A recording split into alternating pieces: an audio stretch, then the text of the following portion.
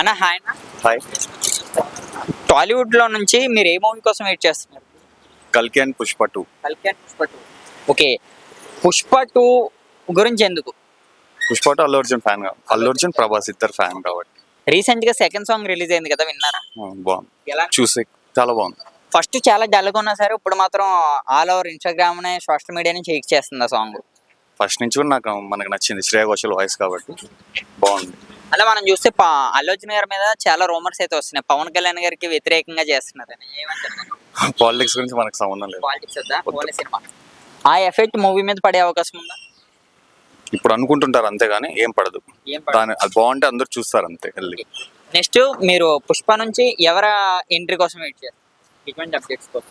పుష్ప అంటే సాంగ్స్ కోసం వెయిటింగ్ అంతే. నెక్స్ట్ ట్రైలర్ సాంగ్స్ అంతే. ఓకే, ఒక్క మాటలో చూసుకుంటే పుష్ప 2 ఎటువంటి రికార్డ్స్ బ్రేక్ చేసే అవకాశం? రికార్డ్స్ మూవీ బాగుంటే చాలు. Records no record. Already records break అయిపోయింది కదా, 1000 crores సంథింగ్. మనం చూసుకుంటే బాహుబలి రికార్డ్స్ అన్నది ఒక బ్రేక్, ఇది దాన్ని క్రాచ్ చేసే అవకాశం. రికార్డ్స్ గురించి ఏం అవసరం లేదు, సినిమా మంచిగా ఉంటే చాలు. వన్ వర్డ్ లో పుష్ప, కల్కి, దేవరా, గేమ్ చేంజర్, అలాగే ఓజీ, వీటిలో ఏ మూవీ కోసం చూస్తారు? నేనైతే అన్ని చూస్తాను. ఫస్ట్ కల్కి ఆబ్వియస్లీ అన్ని చూసేయడం మెయిన్ మూవీసే కదా, అన్ని చూస్తారు. మూవీ లవర్స్ అయితే అన్ని చూస్తారు అనమాట. Thank you.